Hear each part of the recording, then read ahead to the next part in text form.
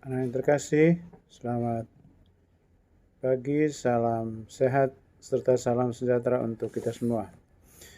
Pagi ini kita akan belajar bersama tentang lanjutan materi minggu lalu, yaitu berdoa kepada Allah. Doa adalah berkomunikasi atau berbicara kepada Allah. Selain berbicara, kita juga diharapkan dapat mendengarkan apa yang dikatakan Tuhan dalam doa kepada kita. Tuhan Yesus mengajak kita untuk berdoa secara singkat dan jelas. Doa yang panjang atau bertele-tele kurang baik. Doa yang baik adalah doa Bapa kami. Doa Bapa kami diajarkan oleh Yesus sendiri. Yesus mengajarkan bahwa Allah itu adalah Bapa kita dan kita adalah anak-anak Allah. Dalam doa Bapa kami, kita diminta untuk mementingkan kepentingan Allah, seperti memuliakan Allah, menjadikan kerajaan surga seperti di bumi, memohon dan sebagainya. Baik, mengawali pembelajaran kita pagi ini, kita buka dengan doa. Dalam nama Bapa dan Putra dan Roh Kudus. Amin. Bapa kami yang ada di surga, dimuliakanlah namamu, datanglah kerajaanmu di atas bumi seperti di dalam surga. Berilah kami rezeki pada hari ini dan ampunilah kesalahan kami, seperti kami pun mengampuni yang bersalah kepada kami, dan janganlah masukkan kami ke dalam pencobaan, tetapi bebaskanlah kami dari yang jahat. Amin. Oh Roh Kudus, sucikanlah bibir dan lidahku dengan api ilahi, supaya aku suka berbicara mengenai Yesus. Santo Fransiskus Assisi, pelindung kongregasi SFD, doakanlah kami. Moeder Constancia van der Linden, pendiri kongregasi SFD, doakanlah kami.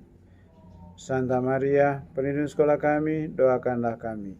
Salam Maria, penuh rahmat, Tuhan sertamu. Terpujilah engkau di antara wanita, dan terpujilah buah tubuhmu Yesus. Santa Maria, Bunda Allah, doakanlah kami yang berdosa ini, sekarang dan waktu kami mati. Amin. Dalam nama Bapa dan Putra dan Roh Kudus. Amin. Anak-anak terkasih, selanjutnya kita akan mendengar cerita tentang Santa Teresia dari Avila. Teresia dilahirkan di Avila, Spanyol, pada tanggal 28 Maret tahun 1515. Sebagai seorang gadis kecil di rumah keluarganya yang kaya, Teresia dan kakaknya Rodrigo suka sekali membaca riwayat hidup para kudus dan para martir. Bagi mereka, tampaknya menjadi martir adalah cara mudah untuk dapat pergi ke surga. Oleh karena itu, kedua anak tersebut secara diam-diam berencana untuk pergi ke tanah Mor. Saat menapaki jalan, mereka berdoa agar boleh wafat bagi Kristus. Tetapi mereka belum jauh dari rumah ketika bertemu dengan paman mereka. Seketika itu juga sang paman membawa mereka pulang ke pelukan ibunya yang sudah teramat cemas. Kemudian Teresia dan kakaknya bermaksud untuk menjadi pertapa di pekarangan rumah mereka. Rencana ini pun tidak berhasil. Mereka tidak dapat mengumpulkan cukup banyak batu untuk membangun gubuk. Santa Teresia sendirilah yang menuliskan kisah masa kecilnya yang menggelikan itu. Namun demikian, ketika Teresia tumbuh menjadi seorang gadis remaja, ia berubah. Ia membaca buku-buku novel dan kisah-kisah roman, sehingga ia tidak punya banyak waktu lagi untuk berdoa. Ia lebih banyak memikirkan cara merias serta mendandani dirinya agar tampak cantik. Tetapi setelah ia sembuh dari suatu penyakit parah, Theresia membaca sebuah buku tentang Santo Hieronymus yang hebat. Pada saat itu juga ia bertekad untuk menjadi pengantin Kristus. Ketika menjadi seorang biarawati, amatlah susah bagi Theresia untuk berdoa. Selain itu, kesehatannya pun buruk. Ia menghabiskan waktunya setiap hari dengan mengobrol tentang hal-hal yang remeh. Suatu hari, dihadapkan lukisan Yesus. Ia merasakan suatu kesedihan yang mendalam bahwa ia tidak lagi mencintai Tuhan. Sejak itu, ia mulai hidup hanya bagi Yesus. Tidak peduli betapapun besarnya pengorbanan yang harus dilakukannya. Sebagai balas atas cintanya, Kristus memberikan kepada Santa Theresia karunia untuk mendengarkannya berbicara. Ia juga mulai belajar berdoa dengan cara yang mengagumkan. Santa Theresia dari Avila terkenal karena mendirikan biara-biara Karmelit yang baru. Biara-biara tersebut dipenuhi oleh para biarawati yang rindu untuk hidup kudus. Mereka banyak berkorban untuk Yesus. Teresa sendiri memberi teladan kepada mereka. Ia berdoa dengan cinta yang menyala-nyala dan bekerja keras melakukan tugas biara. Santa Theresia adalah seorang pemimpin besar dan seorang yang sungguh-sungguh mengasihi Yesus serta gerejanya. Ia wafat pada tahun 1582 dan dinyatakan kudus oleh Paus Gregorius ke-15 pada tahun 1622. Pada tahun 1970, ia digelari pujangga gereja oleh Paus Paulus ke-6. Baik, kita menjawab beberapa pertanyaan. Kita langsung mendengar peneguhan. Santa Teresa atau Santa Theresia dilahirkan di Avila, Spanyol pada tanggal 28 Maret 1515. Ia seorang gadis yang berasal dari keluarga kaya raya. Ia suka membaca kisah hidup para santo dan santa serta para martir. Menurut Santa Theresia, martir adalah cara yang mudah untuk pergi ke surga. Sejak kecil ia suka berdoa kepada Tuhan. Setelah tumbuh menjadi seorang remaja, ia lupa berdoa kepada Tuhan. Ia lebih banyak berdandan. Ia merasa sesuatu tidak berarti ketika ia lupa berdoa. Namun setelah membaca kisah Santo Hieronymus, ia pun mulai rajin berdoa. Ia kemudian masuk menjadi seorang biarawati. Ia bertekad untuk menjadi pengantin Kristus. Ketika Santa Theresia mulai membaktikan seluruh hidupnya kepada Yesus, ia memberikan rahmat kepadanya untuk mendengarkan apa yang dibicarakan oleh Yesus.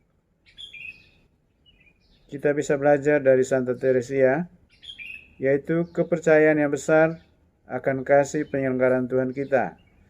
Ia menulis bahwa seseorang yang memiliki Tuhan tidak kekurangan apapun. Tuhan saja sudah cukup. Santa Theresia menjelaskan arti doa sebagai ungkapan hati, suatu pandangan sederhana ke surga, satu seruan syukur dan cinta kasih di tengah pencobaan dan di tengah kegembiraan. Dalam kitab suci, Yesus telah mendengar dan memberikan contoh bagaimana berdoa.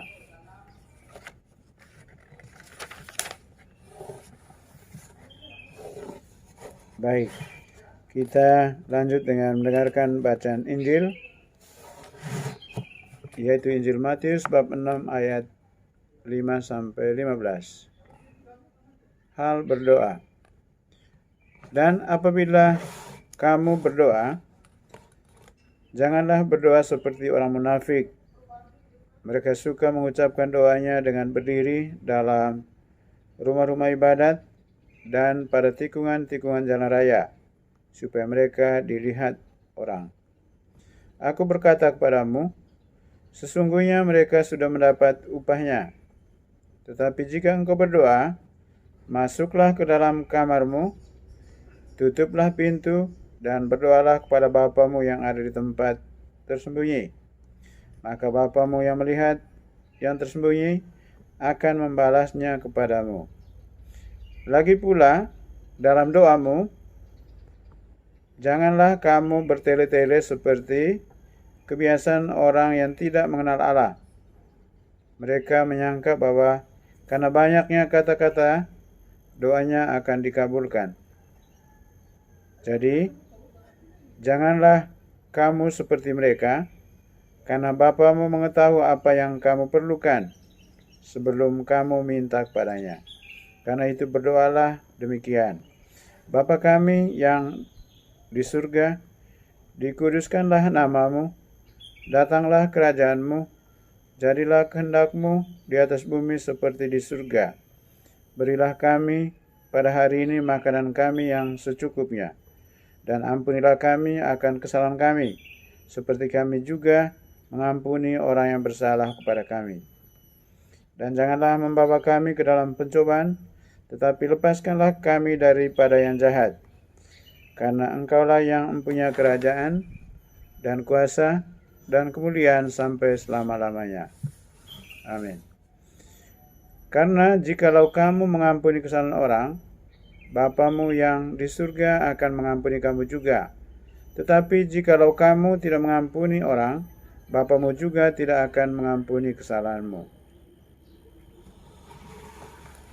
Demikianlah sabda Tuhan. Terpujilah Kristus. Anak yang terkasih, kita menjawab beberapa pertanyaan yang berhubungan dengan bacaan Injil yang baru saja kita dengar bersama. Yang pertama, bagaimana cara berdoa seperti yang diajarkan oleh Yesus? Yang pertama, kalau kamu berdoa, bukalah kamarmu dan tutuplah pintunya rapat-rapat. Berdoalah kepada Bapamu di tempat yang tersembunyi. Dan yang kedua, jangan bertele-tele atau jangan panjang. Pertanyaan kedua, doa apakah yang diajarkan oleh Yesus? Doa Bapa kami. Pertanyaan yang ketiga, mengapa Yesus nasihati kita agar jangan bertele-tele dalam berdoa? Karena sebelum kita menyampaikan doa-doa kita, Tuhan sudah mengetahui apa yang kita butuhkan, apa yang kita perlukan dalam doa kita. Pertanyaan keempat, apa saja permohonan kita dalam doa Bapa kami? Yang pertama, nama Bapa dimuliakan. Yang kedua, kedatangan kerajaan Allah. Yang ketiga, kehendaknya terlaksana. Bapa memberi kita rezeki yang cukup setiap hari. Yang berikutnya lagi, Bapa mengampuni kesalahan kita. Dan yang terakhir, Bapa menjauhkan kita dari yang jahat.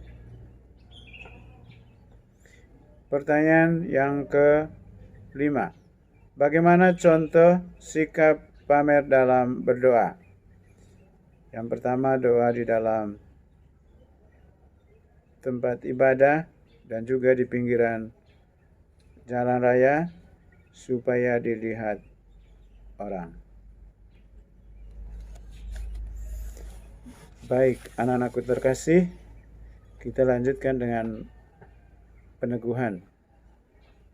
Yesus mengajarkan kita cara berdoa yang sangat baik. Yesus minta untuk berdoa di tempat yang sunyi, sepi, dan tidak diketahui oleh orang lain. Yesus mengajak kita, jika kita mau berdoa, masuklah ke dalam kamarmu, tutup pintu, dan berdoalah kepada Bapamu yang berada di tempat yang tersembunyi. Maka Bapamu yang melihat tersembunyi, maka Bapamu yang melihat yang tersembunyi akan membalasnya kepadamu. Yesus mengajarkan kepada kita doa yang sangat indah, yaitu doa Bapa kami.